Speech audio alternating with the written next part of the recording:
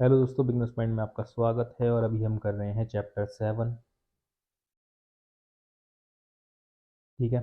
इससे पहले एक चैप्टर नहीं देखे तो प्लेलिस्ट बना दिया, वो जाकर आप देख सकते हैं। पॉलिटी के नाम से है क्योंकि पॉलिटी पर ज़्यादा फोकस है। बाद में भी जब 6th से लेकर के 12th तक की कंप्लीट पॉलिटी भी इसमें ही कवर हो जाएगी।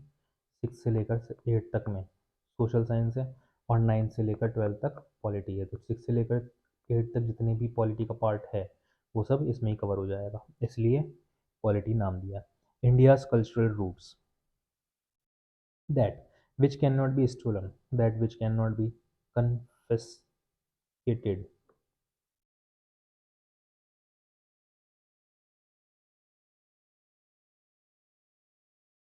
मतलब कि जब्त करना। By rulers, that which is not a burden, as it does not weigh anything, that which, though it is used, only grows every day, that is the greatest wealth of all, the wealth of true knowledge. A rishi from Hampi, Karnataka, the Buddha from Bhutan, Mahavira from Bihar. Spirituals concerned with the spirit or soul. Spirituality is the search for a deeper or higher dimension beyond our current personality. Indian culture, by any estimate, is several millenniums old. Like any ancient tree, it has many roots and many branches. The roots nature a common trunk, and from the trunk there emerge many branches which are different manifestations of Indian culture, yet united by a common trunk. Some of these branches are about art, literature, science, medicine, religion, the art of governance, material arts, martial arts, and so on. There are also schools of thought, by which we mean groups of thinkers or spiritual seekers who share similar ideas about human life, the world, etc. Seeker, someone who seeks the truth of the world. This could be a Sikh, a saint, a yogi, or philosopher, etc. Many archaeologists and scholars have pointed out that some of India's cultural roots go all the way to the Indus or Harappan or Sindhu Sravasti civilization, which we visit in chapter 6 later on. Over time, hundreds of schools of throughout emerged in India. We will see here a few early schools which have shaped India into a country with a unique personality. By understanding them and their roots, we can understand India, that is Bharat, better. The Vedas and Vedic culture. What are the Vedas? The word Veda comes from the Sanskrit Ved, which means knowledge. Hence, Veda, for instance, we briefly mentioned the Rig Veda in earlier chapters. In fact, there are four Vedas: the Rig Veda, Yajurveda, Samaveda, and Atharva Veda. They are the most ancient text of India and indeed among the most ancient in the world. The Vedas consist of thousands of hymns, prayers in the form of poems and songs that were recited originally not written. Those hymns were composed in Sapta Sindhava region, which we visit in chapter 5. It is difficult to say when exactly the Rig Veda, the most ancient of the four, was composed. Experts have proposed dates ranging from the 5th to the 2nd millennium BCE. So far anything between 100 and 200 generations, these texts have been committed to memory through rigorous training and passed on orally with hardly any alterations. The meticulous transmission over thousands of years explains why in 2008 UNESCO recognized Vedic chanting as a masterpiece of the oral and intangible heritage of humanity. The Vedic hymns were composed by rishis, male seers or Sikhs, and rishikas, female one, in early form of the Sanskrit language. They were addressed in political form to many deities, gods or goddesses such as Indra, Agni, Varuna, Mitra, Shravasti, Usha, and many more. Together with the seers, these deities sustained rhythm or truth and order in human life and its cosmos.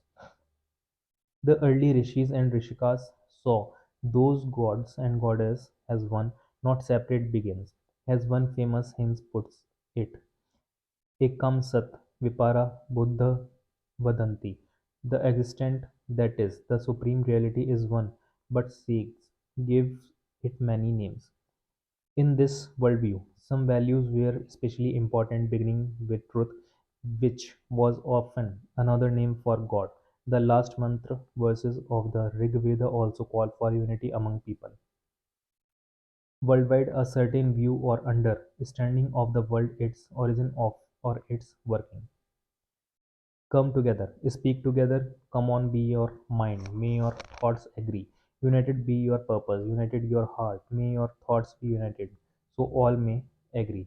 Early Vedic society was organized in different janas or clans, that is, larger groups of people. The Rig Veda alone lists over 30 such jans. For instance, the Bhartas, the Purush, the Kurush, the Yadus, the Prabhus, etc. Each clan was associated with the particular region of the northwest part of subcontinent. ये पहले पढ़ाई था उपनिषद यहाँ तक है. Birth of Buddha Mahavir and Mahavira. वैदिक schools of thoughts यहाँ से स्टार्ट कहाँ से स्टार्ट होगा यहाँ पर है. Not much in is known of how these Jains governed their society. The Veda only give us a few clues through words like Raja, a king ruler, Sabha, and Samati, both which refer to collective gathering or assembly. Many professions are mentioned in the Vedic texts, such as agriculturist, weaver, potter, builder, carpenter, healer, dancer, barber, priest, etc. Vedic schools of thought. Vedic culture also developed many rituals. Yajna, often read as yagya, directed towards various deities, gods, or goddess for individual or collective benefit and well-being. Daily rituals were generally in the form of prayers and offering to Agni, the deity associated with fire, but those rituals became more and more complex in the course of time. A group of texts known as Upanishads built upon Vedic concepts and introduced new ones, such as rebirth, taking birth again and again, and karma, our actions or their results, according to one school of thoughts generally known as Vedanta. Everything, human life, nature, and the universe, is one divine essence called Brahman, not be confused with the god Brahma, or sometimes just Tat, means that. Two well-known mantra express this in a simple but profound way. Aham Brahmasmi, I am Brahman, I am Brahman. That is to say, I am divine. Tat Tavam Asi, you are that. The Upanishad also introduced the concept of Atman or self, the divine essence that resides in every being but is ultimately one with Brahma. It follows that everything in this world is connected and interdependent. This explains a common prayer that begins with Sarve Bhutanu Sukhina, or may all creatures be happy, and goes on to wish them all to be free from disease and sorrow. Early in the first millennium BCE, several more schools of thought grew out of the Vedas. One of them was yoga, which developed methods intended to achieve the realization of Brahman in one's consciousness. Together, these schools of thought became the foundations for what we call Hinduism today. Buddhism, other schools of thought also emerged, which did not accept the authority of Vedas and developed through their own systems. One of them Buddhism. About 2.5 million ago, a young prince named Siddhartha Gautam was born in Lumbini, today in Nepal. Many stories from the Upanishad tells us the importance of asking questions, whether these questions came from men, women, or children. Ketu and the seed of reality. Chandogya Upanishad, Rishi Udalaka Aruni sent his son Ketu to a Gurukula to learn the Vedas. When Ketu returned 12 years later, his father realized he had become very proud of his learning. So, Uddalaka tested him with questions on the nature of Brahman, which Ketu could not answer. Udalaka proceeded to explain how Brahman, though invisible, is everywhere, just as the seed of a banyan fruit seems empty when you open it, but already contains the future banyan tree, or just as all kinds of different pots can be made out of the same clay. Similarly, everything around us has emerged from the same essence, Brahman. He concluded his teaching with these words: everything consists of this subtle essence. You are that Shivanketu. Nachiketa and his quest. Katha Upanishad. Once a man was giving away all his possessions in a ritual. As his son Nachiketa kept asking him which god he would be offered to, the father became angry and answered, I gave you to Yama, that is, to the god of death. Nachiketa then proceeded to Yama's world and after a long wait met the mighty god. One question was on his mind: what happens after the death of the body? Yama tried to avoid answering, but the boy persisted. Please, Yama, explain that the Atma or self is hidden within all creatures. It is neither born nor does it die. It is immortal. Having acquired this profound knowledge, Nachiketa returned to his father, who welcomed him joyfully. The debate of Gargi and Yajnavalkya. Once the wise king Janaka announced a prize for the winner of philosophical debate. Yajnavalkya, a renowned rishi, came to the king's court and defeated many scholars until Gargi, a rishika, asked him a series of questions on the nature of the world and finally on the nature of Brahman. At that point, Yajnavalkya asked her to stop asking further questions. Later, however, Gargi resumed her questions and Yajnavalkya went on to explain how Brahman is what makes the world, the seasons, the rivers, and everything else possible. Depending on the sources they use, scholars have come up with widely different conclusions as regards the precise year of his birth. In chapter 4, we choose 560 BCE as an approximate year. In any case, it makes no difference to our story here. As the story goes, then Siddhartha Gautam grew up, living a protected life in the palace. Only one day, at the age of 29, he asked to be driven through the city in a chariot, and for the first time in his life came across an old man, a sick man, and a dead body. He also saw an ascetic who appeared to be happy and at peace. Following this experience, Siddhartha decided to give up his place life, leaving behind his wife and son, traveling on foot as an ascetic, meeting other ascetics and scholars. He researched, he searched for the root cause of suffering in human life.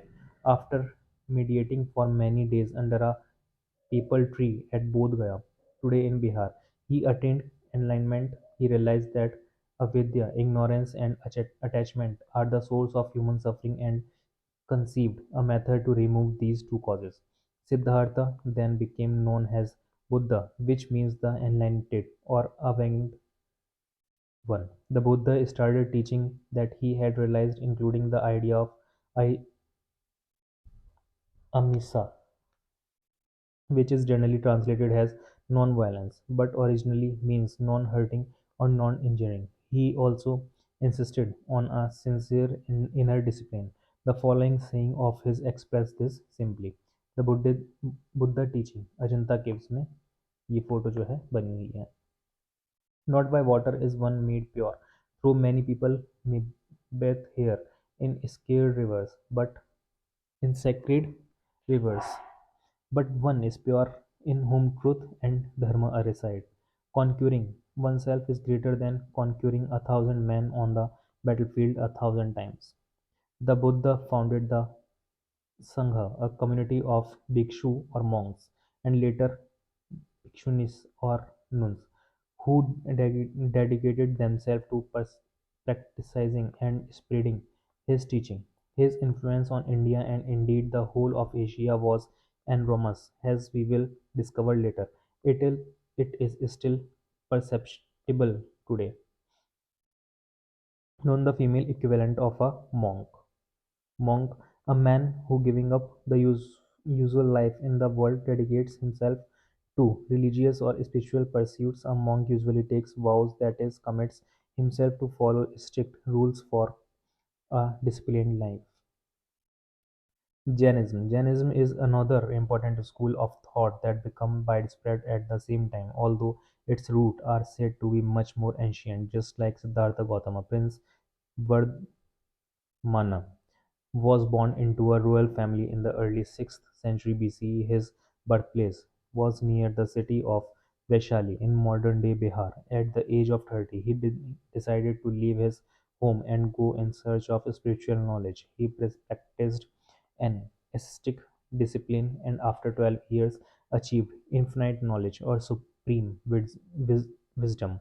He became known as Mahavira or Great Hero and started preaching what he had realized. Jain teaching include ahisma, anantaveda, and aparigraha. These ideas share to a large extent with Buddhism and the Vedantic school of thought are central of Indian culture. The first may be illustrated by this saying of Mahavira: all breathing, existing, living, sentient creatures should not be slain, nor treated with violence, nor abused, nor tormented, nor driven away. Let us define the last two in simple terms. Ankentattvada means not just one aspect or perspective. That is, the truth has many aspects and cannot be fully described by a single statement. Apahagira means non-possession and advice detachment from material possessions, limiting oneself to what is truly necessary in life. Jainism also incites one of on the interconnectedness and interdependence of all creatures, from humans to invisible organisms, as they support each other and cannot live without one another. Scientists studying nature, flora and fauna have again and again confirmed this depth. और इसके आगे करेंगे अब कल.